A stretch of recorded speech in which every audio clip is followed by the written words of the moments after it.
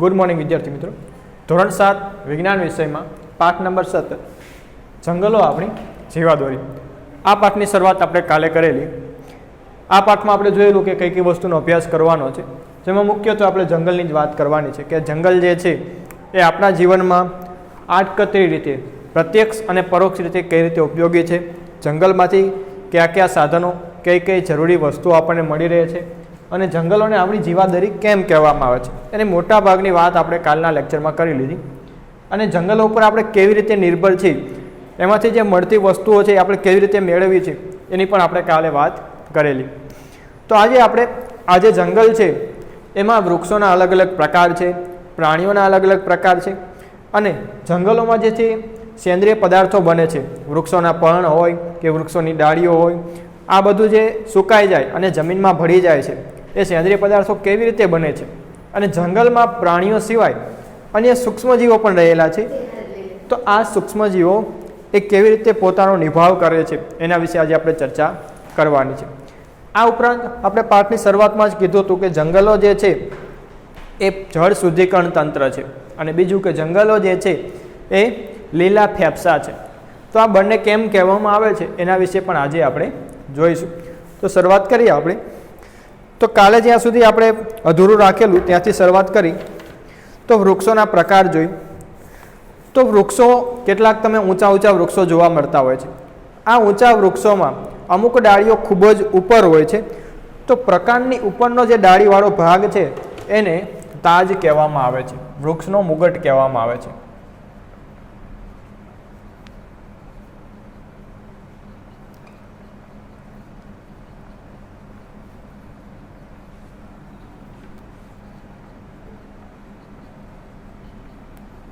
વૃક્ષનો તાજ અથવા તેનું બીજું નામ છે મુગટ, જેને આપણે ક્રાઉન કહીએ ને।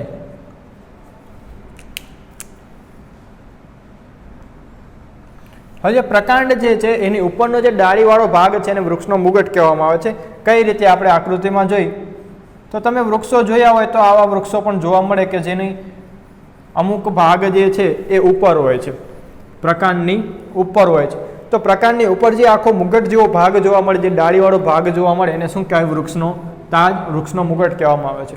આ વૃક્ષના તાજ જે છે એ અલગ અલગ પ્રકારના હોય છે। અમુક વૃક્ષનો તાજ બહુ જ ઘટાદાર હોય છે, અમુક વૃક્ષનો તાજ જે છે મુગટ છે એ લાંબો હોય છે, અમુક વૃક્ષનો તાજ ફેલાયેલો હોય છે। આવા અલગ અલગ પ્રકારના વૃક્ષના તાજ જંગલના અલગ અલગ પ્રકારના વૃક્ષોમાં જોવા મળે છે। તમે જોયું કે જે આસોપાલવ નામનું વૃક્ષ જે છે એ વૃક્ષ સીધે સીધું ઊંચું થાય। તમે જો આસોપાલવનો તાજ કેવો હોય તો આસોપાલવની આપણે આકૃતિ દોરી તો આસોપાલવનું વૃક્ષ કંઈક આવી રીતે સીધે સીધું લાંબુ હોય। અને લીમડાનું વૃક્ષ જોઈએ આપણે કે આંબાનું વૃક્ષ જોઈએ કે વડનું વૃક્ષ જોઈએ તો આ જે વૃક્ષો છે એના તાજ આવી રીતે ઘટાદાર ફેલાયેલા હોય। તો આમ અલગ અલગ પ્રકારના વૃક્ષનો તાજ કેવો જોવા મળે છે? અલગ અલગ પ્રકારનો જોવા મળે છે। ત્યારબાદ આ જંગલોની આપણે વાત કરી હતી કે જંગલો એકદમ ઘટાદાર હોય છે, એટલે નજીક નજીક વૃક્ષો ઉગેલા હોય છે, ખૂબ જ નજીક હોય છે। તો કેટલીક વાર એવું બને કે અમુક જે મોટા વૃક્ષો હોય એની નીચે બીજું કોઈ નાનું વૃક્ષ આવી જતું હોય। શું થતું હોય? મોટા વૃક્ષની નીચે એની છાયામાં બીજું નાનું વૃક્ષ આવી જતું હોય, તો આ જે નાનું વૃક્ષ મોટા વૃક્ષની નીચે આવી જાય એને શું કહેવાય? છાયા તરીકે ઓળખવામાં આવે છે।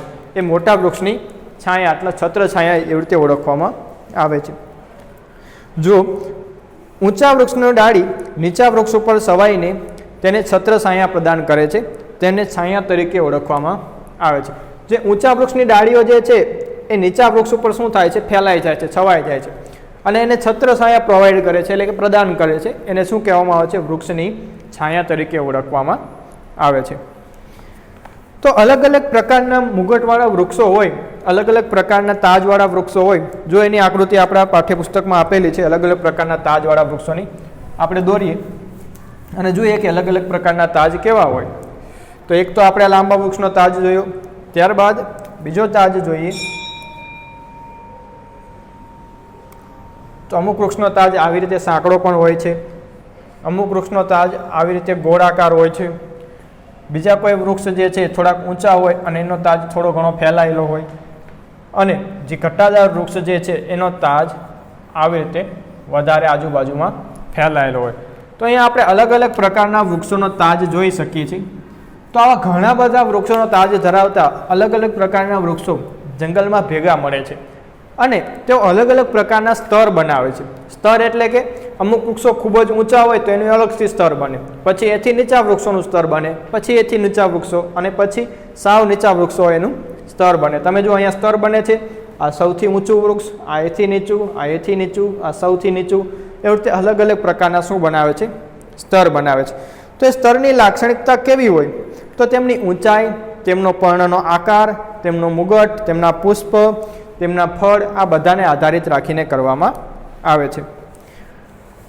આ અલગ અલગ પ્રકારના મુગુટથી રચાતી જુદી જુદી આડી હરોળો જોવા મળે. આ અલગ અલગ પ્રકારના મુગુટ ધરાવતા જે વૃક્ષો છે એમની શું જોવા મળે છે? જુદી જુદી આડી હરોળો, એટલે કે આ વૃક્ષો લાઇનમાં આડી હરોળમાં ગોઠવાયેલા જોવા મળતા હોય છે, જેને વાનસ્પતિક સમૂહો કહેવામાં આવે છે. જો અહીં વાનસ્પતિક સમૂહની વ્યાખ્યા લખેલી છે. વાનસ્પતિક સમૂહ કોને કહેવાય? તો લખીએ આપણે, અલગ અલગ પ્રકારના વૃક્ષોના તાજ આડી હરોળમાં ગોઠવાય તેને વાનસ્પતિક સમૂહો કહે છે.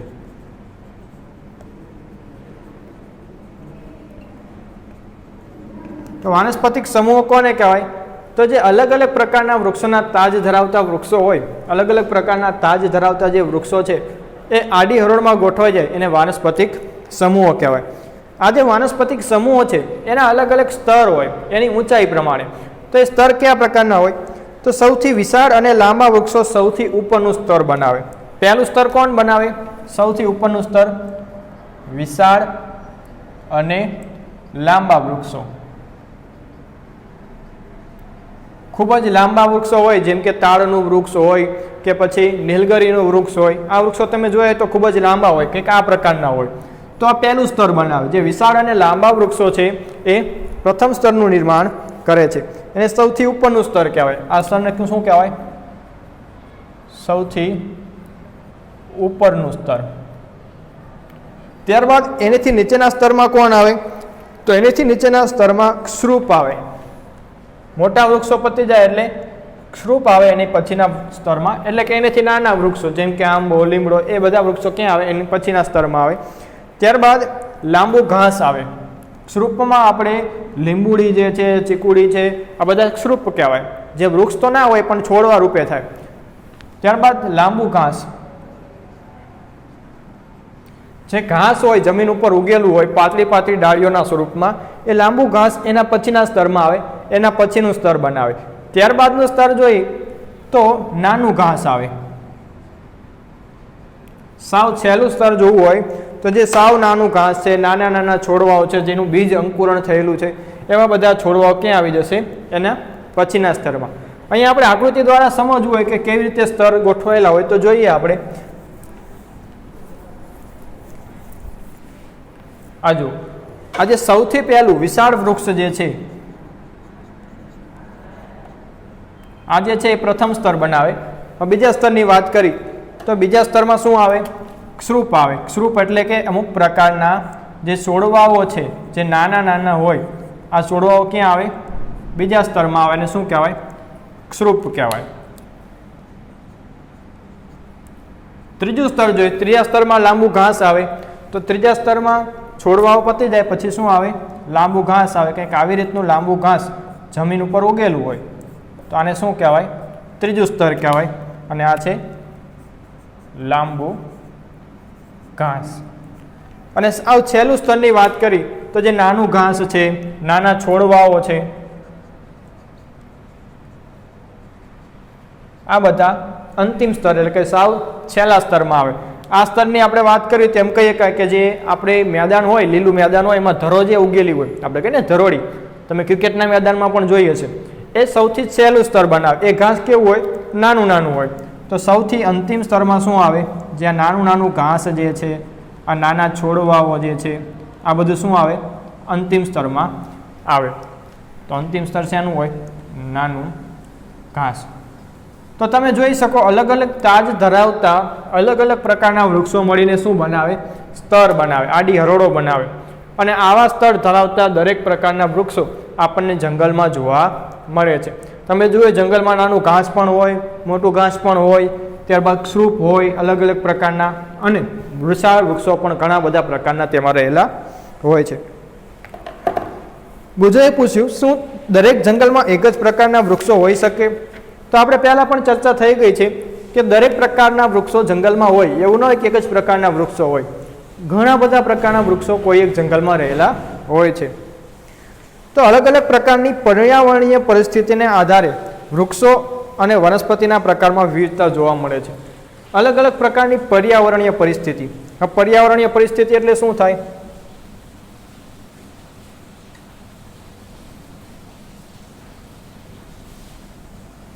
પર્યાવરણીય પરિસ્થિતિ એટલે કે વાતાવરણ કેવું છે. જેમ કે આપણે ગિરનારના જંગલની વાત કરી તો ત્યાંનું વાતાવરણ કેવું છે, ત્યારબાદ જમ્મુ કાશ્મીરમાં કોઈ જંગલ હોય તો ત્યાંનું વાતાવરણ કેવું છે. આમ વાતાવરણને આધારે વૃક્ષોના પ્રકારમાં અને ત્યાંની સજીવની વનસ્પતિ જે છે એના પ્રકારમાં પણ ફેરફાર જોવા મળે છે. આ ઉપરાંત વાતાવરણને આધારે એ જંગલમાં રહેતા પ્રાણીઓમાં પણ ફેરફાર જોવા મળે છે. એટલે જંગલમાં કયા પ્રકારના વૃક્ષો હશે કોણ નક્કી કરશે? તો ત્યાંની જે પર્યાવરણીય પરિસ્થિતિ છે એ નક્કી કરશે કે જંગલમાં કયા પ્રકારના વૃક્ષો તમને વધારે જોવા મળે છે. તમે ગિરનારના જંગલમાં જાઓ તો તમને આંબાના વૃક્ષો વધારે જોવા મળે. તમને ખબર ગીરની કેરી વધારે પ્રખ્યાત છે, જુનાગઢની કેરી, તો ત્યાં તમને આંબાના વૃક્ષો વધારે જોવા મળે. કારણ કે જે જુનાગઢનું વાતાવરણ જે છે, ગિરનારનું વાતાવરણ છે એ આંબા માટે વધારે અનુકૂળ છે. પણ ત્યાં તમને સફરજનના વૃક્ષો ના જોવા મળે. કેમ? સફરજન ઠંડકવાળી જે જગ્યા છે જ્યાં ઠંડી પડતી હોય, બરફ પડતો હોય તેવી જગ્યાએ થાય. તો ગિરનારના જંગલમાં સફરજનના વૃક્ષો જોવા મળે નહીં. તો આપણને ખબર પડે કે આ વૃક્ષોનો પ્રકાર કોણ નક્કી કરે? તો જે પર્યાવરણીય પરિસ્થિતિ છે એને આધારે કહી શકાય કે જે તે જંગલમાં કયા પ્રકારના વૃક્ષો આપણને જોવા મળશે. કેટલાક બાળકો આમથી તેમ શ્રુપ અને છોડના ફૂલો ઉપર પતંગિયા જોવા મશગુલ હતા. તેઓ છોડવાને ખૂબ જ નજીકથી જોતા અને આજુબાજુ ફરતા હતા. તેઓને તેમના વાળ અને કપડાં બીજ અને વનસ્પતિના અમુક ભાગ ઉપર લટકતા હતા. તમે જુઓ કે પતંગિયા હોય, નાના નાના જીવજંતુ હોય, જીવડા હોય, ઈયળો હોય, આ બધું વૃક્ષોના પાંદડા ઉપર, જમીન ઉપર અને નાના નાના વૃક્ષોની ડાળીઓ પર તમને જોવા મળે છે. કારણ કે જંગલોમાં સજીવ સૃષ્ટિ ખૂબ જ વધારે ફેલાયેલી હોય છે.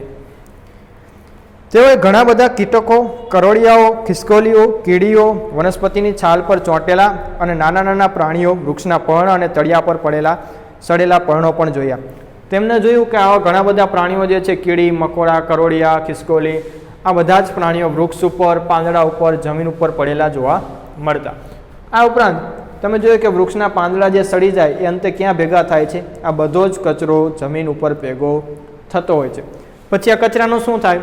તો પાંદડું હોય એ સુકાઈ જાય ને સુકાય પછી શું થાય? એ સડો પામે છે, સડી જાય છે. તો જંગલનું તળિયું ઘેરા રંગનું હતું અને મૃત અને સડેલા પર્ણોથી ઘેરાયેલું હતું. હવે જંગલના તળિયાની વાત કરીએ આપણે કે જંગલનું તળિયું કેવું હોય?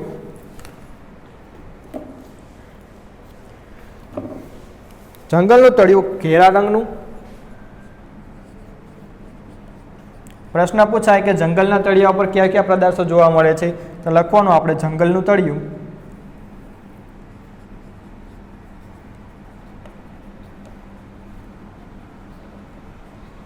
ઘેરા રંગનું હોય છે. તેની પર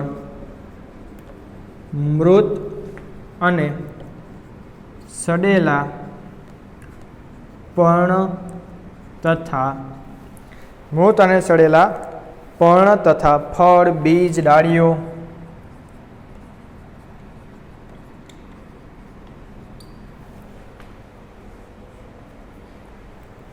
અને નાના છોડવાથી આવૃત હોય છે.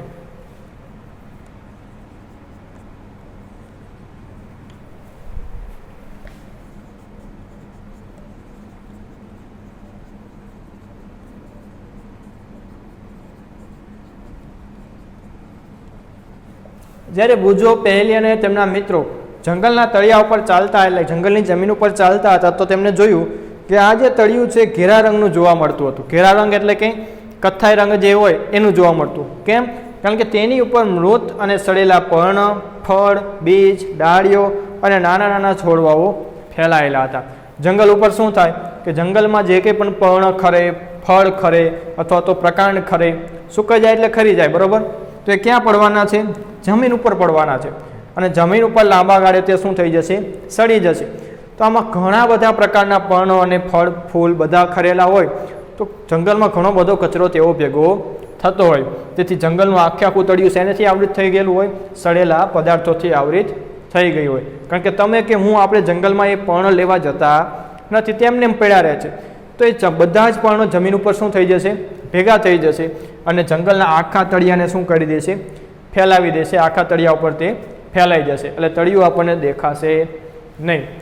તો આ જે પર્ણ અને એ બધા ફૂલ, ફળ અને સડેલા પર્ણ હતા એમની ઉપર જ્યારે બોજો અને પહેલી ચાલતા તો ત્યારે તેમને જંગલનું તળિયું કેવું લાગ્યું? હૂંફાળું લાગે છે.